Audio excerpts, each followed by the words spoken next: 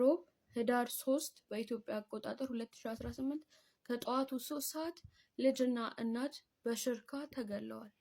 አሩሲ ያሉ ኦርቶዶክሳውያን ዛሬ መከራ ላይ ናቸው። እናንተ አጀንዳ ለማስቀየር ዮኒ ማኛ በጋሻ ምናምን እያላችሁ ወሬ ታወራላችሁ። ወንጌል በአናቱ ይተከል። የምን ወንጌል ነው የምታወራው?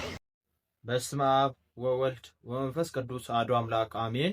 ውድና የተከበራችሁ የ16 ሚዲያ ተከታታዮች እንዴት አላችሁልኝ? በያላችሁበት ሰላማችሁ ይብዛ እያልኩኝ ዛሬም በአዲስ ቪዲዮና በወቅታዊ ጉዳዮች ተመልሼ ወደ እናንተ መጣሁ። በአሩሲ ሀገረ ስብከት ላይ አሁንም ምዕመናን እየተጨፈጨፉ ይገኛሉ ማለት ነው። በትላንትናው ዕለትም በህዳር 3 በ2018 ልጅና እናቱ ሞቷሉ ማለት ነው። ተገለው ተገኝቷሉ ማለት ነው። እጅግ የሚያሳዝን ዜና ነው። ቀደም ብለን የምናየው ቪዲዮ ይሆናል። በዛውም አያይዘን ደግሞ ለአሩሲ ጉዳዮች ኦርቶዶክሳውያን ምን እያሉ ነው? ቻሌንጁ መቀጠል አለበት እያሉ ይገኛሉ ማለት ነው። ሌላ አጀንዳ አትስጡን እነ ዮኒ ማኛ እንዲሁም ደግሞ እነ በጋሾ እያላችሁ አጀንዳ አትስጡን እያሉ ይገኛሉ ማለት ነው። የሁላችንም ሐሳብ ነው። ሐሳቡን እናንተም ቻሌንጁን እየተቀላቀላችሁ ማለት ኦርቶዶክሳውያን ሚዲያ ያላችሁት ሁላችሁም ሚዲያዎቹ ፖስት ማድረጋችሁ እንዳትረሱ። እንዲሁም ደግሞ ሌላ ቻሌንጆችንም ቴዶ ይዞ መጥቶልናል ማለት ነው። የፎቶ ቻሌንጅ ነው፣ አብረን እናየው ይሆናል። እንዲሁም ደግሞ ሌሎች ወንድሞቻችንና እህቶቻችን ልዩ ልዩ ቻሌንጆችን ለአሩሲ ኦርቶዶክሳውያን ድምጽ የምንሆነውን መንገድ አመቻችቶልናል ማለት ነው። ቪዲዮን አብረን እናየው ይሆናል። እናንተም ደግሞ ይሄን ቻሌንጅ መቀላቀል ያለባችሁ ኦርቶዶክሳውያን ቪዲዮን እስከ መጨረሻ በመከታተል ላይክ እና ሼር እያደረጋችሁ በሁለተኛ መረጃችን የሚሆነው በአናቱ ይተከል ወንጌል እያለ ይገኛል ማለት ነው። አጅሬው ዮኒ ማኛ አጀንዳ ማድረግ የለብንም ኦርቶዶክሳውያን። አሁን አጀንዳችን የአሩሲ ኦርቶዶክሳውያን እንዲሁም ደግሞ ኦርቶዶክሳውያን ዘላቂ መብት እንዲያገኙ እንዲሁም ደግሞ ከመገደል በነፃነት እንድኖሩ ቻሌንጅ የሚዲያው ዘመቻ በዛው ቻሌንጅ ስላለ ቪዲዮን ግን ማስደመጥ ስላለብኝ ወደ እናንተ ይዤላችሁ መጥቻለሁ ማለት ነው። እንዲሁም ደግሞ በአሩሲ ጉዳይ ላይ ተሳለቀው በጋሻው በትላንትናው ዕለት ይቅርታ አልጠይቅም የሚል ቪዲዮ በሶሻል ሚዲያው አጋርቶ አነጋጋሪ ሆኗል ማለት ነው። ቪዲዮን አብረን የምናየው ይሆናል። በቪዲዮ እንደምትማሩና አዳዲስ መረጃዎች እንደምታገኙ ስለማልጠራጠር ላይክ በማድረግ ጀምሩልኝ። እንደዚህ አይነት ጠቃሚ ቪዲዮዎችና ወቅታዊ ጉዳዮችን በጥቂት ደቂቃ ብዙ መረጃዎችን ወደ እናንተ ስለምናመጣላችሁ ቻናሉን ሰብስክራይብ በማድረግ ቤተሰብ ይሁኑ። ሀሳብ አስተያየታችሁን ኮሜንት ላይ አስቀምጡልኝ። ቀጥታ ወደ ዛሬ ቪዲዮአችን እንሄዳለን። ዛሬ በዕለተ ሮብ ህዳር 3 በኢትዮጵያ አቆጣጠር 2018 ከጠዋቱ 3 ሰዓት ልጅና እናት በሽርካ ተገለዋል። ክርስቲያን ናቸው። ማህተብ በማሰራቸው ብቻ ምንም አላረጉም። ሁለቱም ልጅም እናትም ውሃ ቀርተው እየገቡ ነው። ጋይስ እባካችሁን እስቲ ድምጽ እንሆናቸው፣ እንድረስላቸው። ምድር ፍትህ አልሰጠም ብላለች። የምድር ፍትህ አተናል። እግዚአብሔርን ጋይስ ራሴን በጣም አሞኛል። ማርያምን ነው የምላችሁ። ሁለተኛ ደግሞ እነ ልደትዬ እዚህ ጋር እንደምታዩት ፎቶውን በሐኪም ቤት ያሉትን ህፃናት ለማሳከም እየተሯሯጡ ነው እና ሁላችንም ባለን አቅም በአቅማችን መረዳዳት አለብን። ሰብአዊነት የተሰማው ኦርቶዶክሳዊ የሆነ ሁሉ እዚህ ጋር መጥቶ ማሳየት አለበት። እንደ በቆሎ በሃይማኖታቸው ምክንያት በአርሲ ምድር ላይ በእሳት ተጠብሰው የተገደሉ ባልና ሚስቶች አንተማ ክርስቲያንና አንተማ ባለማህተብ ነህ ተብሎ በስለት አንገቱን ተወግቶ ሊታረድ የነበረ ኦርቶዶክሳውያን ባለማህተብ ከሞት አፋፍ ላይ የተረፈ ክርስቲያን። እኚህ የምትመለከቷቸው አረጋዊ አባትም በሃይማኖታቸው ምክንያት ተገለዋል። ቀስት ያደረኩባት ልጅም እቺም ክርስቲያን ኦርቶዶክስ ባለማህተብ ነች። በሃይማኖቷ ምክንያት በአርሲ ምድር ላይ ተገላለች። ከከበብኩባት ህፃኖች ሁለት ወንዶችና ፊቷን ያዞረችው ህፃን በሃይማኖታቸው ምክንያት እነኚህም ባለማህተብ ናቸው ተገለዋል፣ ተረሽነዋል። ታዲያ ይህ ነው ሃይማኖት ተኮር ያልሆነው ጥቃት? ታዲያ ይህ ነው ወይ ክርስትናን ብቻ ለይተው አይደለም እየገደሉ ብላችሁ የምትናገሩ ዜና የምታወጡት? የእናንተ ሳይገርመኝም የኛዎቹ ቤቶች ግን ባለቤቱ የናቁን ሞት ማንም ትኩረት ሊሰጡ አይችልም። ፍርዱን መድኃኔዓለም የሚሰጥ ጥብቅና ማምላክ ወላዲት አምላክ ትቁምልን። አሩሲ ያሉ ኦርቶዶክሳውያን ዛሬ መከራ ላይ ናቸው። እናንተ አጀንዳ ለማስቀየር ዮኒ ማኛ በጋሻ ምናምን እያላችሁ ወሬ ታወራላችሁ። አጀንዳችን አንቀይርም። ፍትህ እስከምናገኝ ህግ እስኪከበር ድረስ ኦርቶዶክሳውያን የመኖር መብታቸው እስኪከበር ድረስ አጀንዳችን የምንቀይርበት ነገር የለም። የኦሮሚያ ሲኖዶስ የተቋቋመ በመጀመሪያ ለራሱ ጥቅም ነው። አስታውሳችሁ ከሆነ እነሱ በዛን ጊዜ መኪና የለንም፣ እነሱ እንደዚህ አይነት መኪና ነው የሚነዱት፣ ገንዘብ የለንም እያሉ ነበር ሲከሱ ነበረው። ገንዘቡን አገኙት። አሁን ስለ ኦርቶዶክስ እነሱ ምንም አያገባቸው። ሁሉም ለራሱ ጥቅም ነበረ ማለት እንደዛ ሲሮሮጡ የነበረው አይታችሁ ከሆነ አቡነ ሳዊሮስና አቡነ ዲዮስቆሮስ ሞት ነው የሚለያዩን እንዴ? ፖለቲካ ፓርቲ መሰረታችሁ እንዴ? ኑሮስ ማን ሊለያያችሁ ነው ታዲያ? አንድ ቤተክርስቲያን እኮ ነው የምታገለግሉት። አንድ ተቋም እኮ ነው፣ መስቀል እኮ ነው የጨበጣችሁት። እናንተ ሌላ ታሪክ ላይ ናችሁ። ኦርቶዶክሳውያን ዛሬም እየሞቱ ነው፣ እየተገደሉ ነው። እና ሁላችሁም አጀንዳ ለማስቀየር ሌላ ወሬ ባታመጡ በጣም መልካም ነው። ኮፒ ሊንክ አድርጉ። ይኸውልህ ዱርዬ ነኝ ብለህ ከቤተ ክርስቲያን ርቃል። አሁን ከመሬት ተነስቼ ሃይማኖት ብል በእኔ አምረን ብለህ አስባል። ሰኞ ጥቁር ለብሰህ ሰው ምን ይለኛል ብለህ ፋሽን እያልክ ከላይ እስከታች ጨለማ የመሰልክበትን ጊዜ በሽ ነበርኩ አባቴ። ጠላቶች ግን ይሉኝታ የላቸውም፣ ሼም የሚባል አልፈጠረባቸውም። ነገሱ እኮ እንዲህ ነው ብለው አያምሩ ገገመውን እንጂ በሃይማኖት ማንንም አልሰማም በል። አባቶችን ስማ በቃ። ኢትዮጵያ ውስጥ ያሉ የፓርላማ አባላት ዝም ሲሉ በውጭ ሀገር ያሉ በኔዘርላንድ ያሉ በጀርመን ያሉ ደግሞ እየጮሁ ነው። በፓርላማቸው ላይ እየተናገሩ ነው። በተለይ ደግሞ ኔዘርላንድ ያለው ሰው ምን እያለ ያለው ኢትዮጵያ ውስጥ ለሚደረገው የክርስቲያኖች እልቂት እኔ ኔዘርላንድ ያለሁትን እንኳን ይጎዳኛል፣ ይነካኛል እያለ ያለው። ሀገር ውስጥ ያለው ክርስቲያኖች ደግሞ አይ እንትን እኮ አይደለም የሃይማኖት እኮ አይደለም እያሉ ደግሞ ያላግጣሉ። ልዩነቱ ይህን ያህል ነው።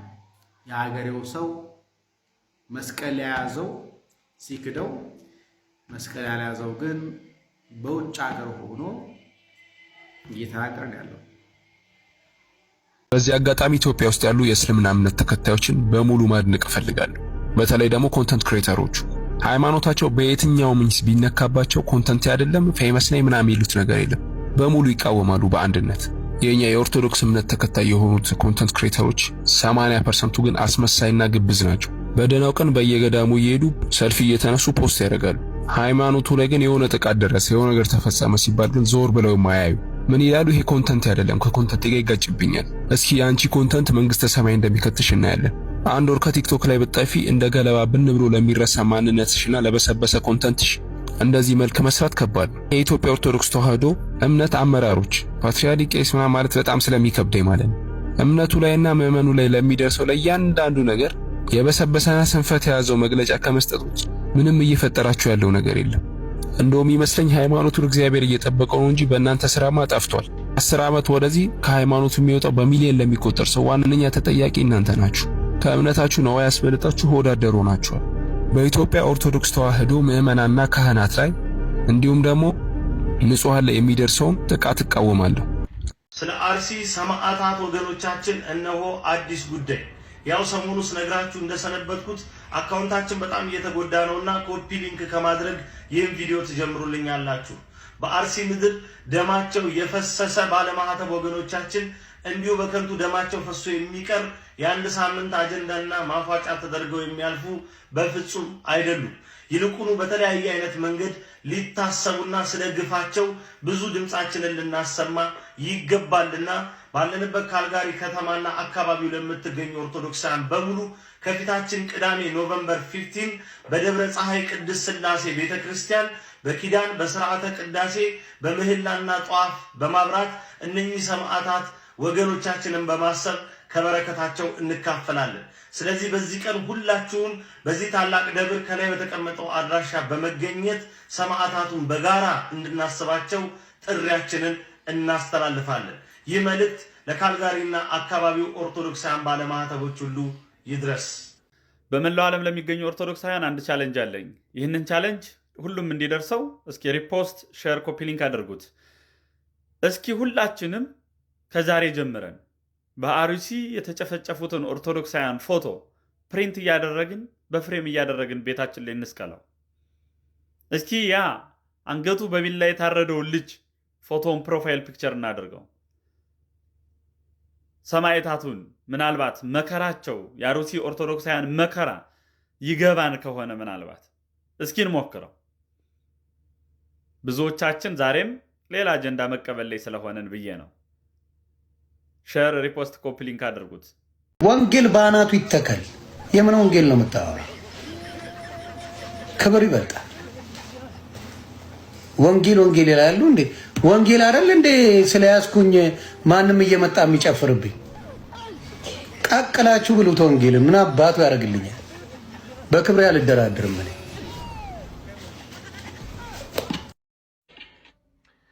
ሰላም እንዴት ናችሁ? እንግዲህ እንደሰማችሁት ነው አሁን ማህበራዊ ሚዲያ ላይ የሚመላለሰው የዮናስ ሙሉነህ የክሽፈት ታሪክ ነው። እኔ መውደቅህ አስደስቶኝ የምናገር አይነት ሰው አይደለሁም። ወንጌል ምን አባቱ ያደርጋል ያልከው ወንጌል ስለ ክርስቶስ ነው መጽሐፍ እንደሚል። ስለመሞቱ ስለመነሳቱ። ወንጌል የዘላለም ሕይወት ይሰጣል፣ ቤር ልጅ ያደርጋል። ወንጌል የቅዱሳን ማህበር ይቀላቅላል። ምን አባቱ ያደርግልኛል ያልከው ያው አጥማቂክ ራሷን ነብይት እያለች የምትጠራ ቡርቴ የተባለች ሴት የለብለብ ክርስትና ፕሮፓጋንዳ እዚህ ሶሻል ሚዲያ ላይ ከሌን አዳንኩት የሚል ቅበብሎች ደግሞ ጌታን ተቀበልኩ በሚል ሰው ሁሉ ቤት ውስጥ እየገቡ እግዚአብሔር የማያውቀውን ማህተባቸውን እየመቱ እከሌ ክርስቲያን ሆኗል የሚል የበሽቅሽቅ ወንጌል የሚሰሩ ወገኖች ስላጫጫሁልህ ልክ እንደ ዳነ ሰው አክት ለማድረግ ሞክረሃል። ካልዳንክም ነው የፈለግከውን ትጨረጨራለህ፣ የፈለግከውን እንደ ዳንክ ትተውናለህ። ግን ሲረግጡክ ሲነኩ አለመሞትህን ወይም ክርስቲያን አለመሆንህን ባባይ ታሳያለህ። ከዚህ በፊት ያልከውን አንድ ነገር ላስታውስክ። ወንጌል ምን አባቱ ያደርጋል ስላልከው ወንጌል ሊያሾ የምትባልን እህት ጠቅሰክ እንደዚህ ብለህ ነበር። መግቢያ ሲጠፋ ጴንጤሉን ብትይልያ ነው አይቻልም። እኔ ወንጌሉን ሰምቼ ምክንያቱም ሮሜ 10:17 እንደሚለው ወንጌል በመስማት ነው፣ መስማትም የእግዚአብሔር ቃል ነው። ሰምቼ ነው ፈርቼ ጴንጤ ያልሆንኩት። ፈርቼ አይደለም ሰምቼ ነው ጴንጤ የሆንኩት። አንቺ ግን ሲጨንቅሽ ብትመጫ እንቀበልሽም ብለው ሁሉ የፕሮቴስታንት ወይም ደግሞ የጴንጤውን ማህበረሰብ ከተንበሩን የሚቆልፈው ቁልፍ ያዥ እንደሆንክም አክት ስታደርግ ነበር። ክርስትና የእውነት ክርስቲያን መሆኑ የሚታወቀው ሰዎች ሲያዋርዱ መከራ ሲደርስብህ ስትናቅ ስትተች እንደሆነ ከዚህ በፊት ልነግርህ ሞክሬ ነበር። ትክክለኛ ካልሆነ አድራሻና በትክክል ወንጌሉን ከማያስተምሩ ሰዎች ስለሆነ የተቀበልከው በዚህ ወንጌል ውስጥ መዋረድ እንዳለ መከራ እንዳለ ከዛ የሚበድሉን ምህረት እያደረክ መቀጠል እንዳለ አላስተማሩ። እኔ እንደተሰደብኩት ያው ራሴን ጽድቅ ለማቆም አይደለም እዚህ ሶሻል ሚዲያ ላይ እኔ እንደተዋረድኩት አንተን ጨምሮ በጣም ብዙ ሰዎች እኔን እንዳንጓጠጣችሁት እኔን እንደተሳደባችሁት ቢሆን ኖሮ ወንጌል ባናቱ ይዘግዘቅ የማለት የነበረብኝ እኔ ነኝ ካንተ አንፃር እዚህ ሶሻል ሚዲያ ላይ ስላለው ማለት ነው። ነገር ግን እንደዛ አላልኩ። ሰዎችንና ወንጌልን ለይቼ ነው የማየው። የአጋንንትን ፈተና የሰዎችን ፈተና ለይቼ ነው የማየው። ስለዚህ መጽሐፍ ቅዱስ ስለ መጽናት የሚያወራውን ነገር ልነግርህ ነው የምፈልገው። መሞት አለበት ልላ አይደለም የመጣሁት። አሁንም አረፈደም ብራዘር። ወንጌል ራስን አዋርዶ ጌታን ማስከበር ነው። ወንጌል ስለ እውነት መገፋት፣ ስለ እውነት መጠላት ነው። ሰዎችን ማሳደድ አይደለም፣ ሰዎችን መሳደብ አይደለም። እንዳንተና አንተ ጋር እንደተሰበሰቡ ክርስቲያን እንደሚሉት ሰዎች ማለት ነው። ስለዚህ ዮኒ ማኛ ወንጌል ባናቱ አይዘቀዘቅም። ወንጌል አንዴ በቀራንዮ መስቀል ላይ ሞቷል። የኃጢአትንና የሞትን ቀንበር እርግማን ሰብሯል። ይህ ወንጌል ደግሞ ስለ ኃጢአታችን ስለ በደላችን ስለ ሞተው ስለ ኢየሱስ ነው። የፈለከውን ያክል ብትናገር ልታዋርደው አትችልም። ምክንያቱም ወንጌል የቆመው የኢየሱስ ክርስቶስ ውርደት ላይ ስለሆነ በጥፊ መመታቱ በመከራና በመሞት ማለፉን ሞትን አሸንፎ ደግሞ መነሳቱን ላይ የሚያጠነጥን ስለ ክርስቶስ የሚናገር የምስራች ስለሆነ ወንጌል አንድ ጊዜ ነው ውርደት። አሁን ስለ ወንጌል እንዋረዳለን እንጂ ወንጌል አይዋረድም። ምክንያቱም ወንጌል ሊከብር ለዘላለም በአባቱ ቀኝ ተቀምጧል። አሁን ማንም ተነስቶ እንዳንተ ክፍት አፉን ስለከፈተ ስለተናገረ በፍጹም ወንጌል የሚዋረድበት ምክንያት የለም። ከእውነተኛው ምንጭ ያልቀዳ እውነተኛውን ወንጌል ያልሰማ ሰው የእውነት ዳነ ብለን ለማውራት ባንቸኩል ደስ ይለኛል። አሁንም አንተ የዳነ እውነትና ውስጥ ካለህ መመለስ የምትችልበት ይቅርታ የምትጠይቅበት እድል አለ እላለሁ። ይመችህ። በህይወቴ የተደሰትኩበት ቀን ነው ያ ቀንና ስጠብቀው የነበረ ጠላት ያፈረበት ቀን ነው። እኔ ስልሁን ማቆሙ ምንም ማቆሙ እናንተ ሌላው ቢቀር አርፋችኋል እኮ። ወንጌል ባናቱ ይተከል ታቀላችሁ ብሉት። ወንጌል ምን አባቱ ያደርግልኛል?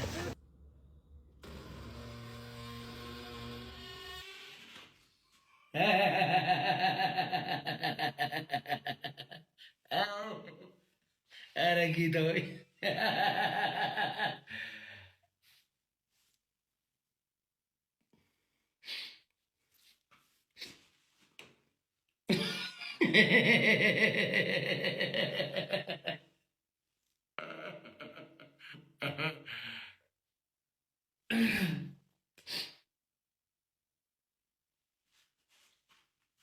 ይቅርታ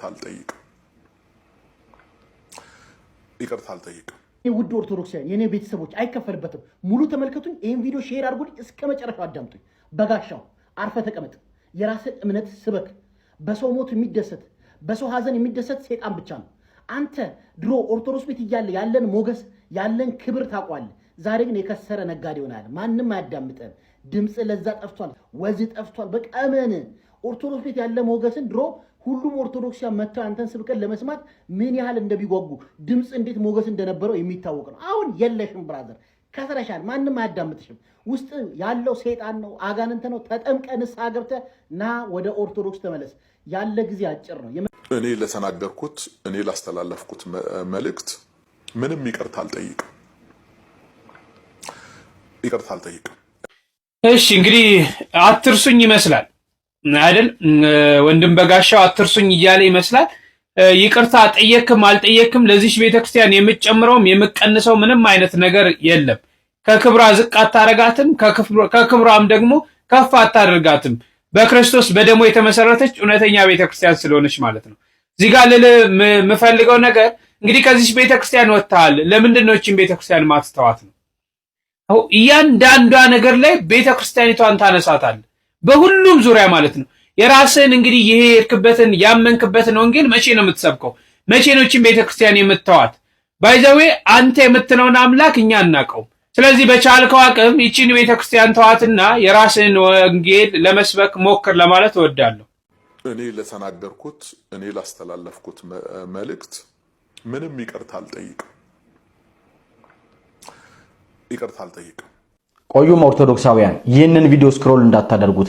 ሁላችሁም ባለማይተቦች ከ30 ጊዜ በላይ ኮፒ ሊንክ እንድታደርጉ ኮሜንት ላይ አሁንም ፍትህ ለአርሲ ኦርቶዶክሳውያን እያላችሁ እንድትጽፉ እጠይቃችኋለሁ።